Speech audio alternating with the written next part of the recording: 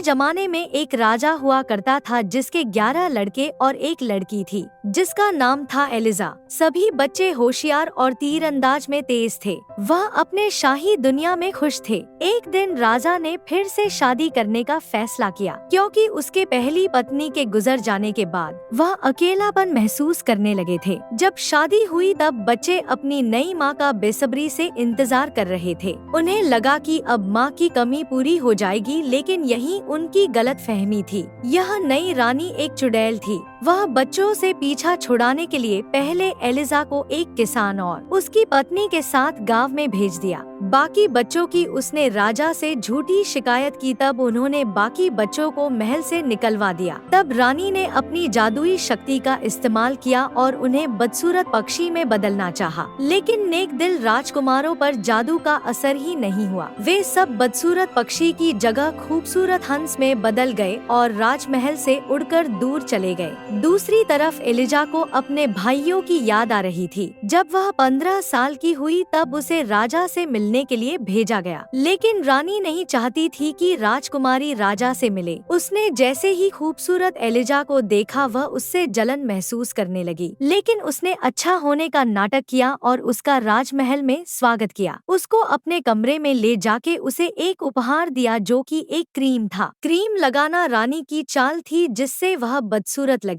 राजा ने एलिजा को दर्द आ गई। तब बूढ़ी औरत पूछती है, तुम क्या ढूंढ रही हो? तब एलिजा बोलती है कि मैं 11 राजकुमारों को ढूंढ रही हूँ, क्या आपने उसे देखा है? तब वह बूढ़ी औरत बोलती है कि नहीं, मैंने नहीं देखा है, लेकिन मैंने 11 हंसों को देखा है जिनके सिर पर ताज था। वह नदी में तैर रहे थे। एलिजा ने बूढ़ी औरत को धन्यवाद किया और नदी की तरफ चलने लगी। कुछ देर चलने के बाद वह वहाँ पहुँची जहाँ नदी और सागर मिलते थे। कुछ ही दूरी पर उसने 11 हंसों के पंख देखे। अगर आपको कहानी अच्छी लगी तो हमें लाइक, सब्सक्राइब और शेयर करें। इसका अगला भाग देखने के लिए हमें सब्सक्राइब करें और बेल आइकन को ऑल पर क्लिक करें।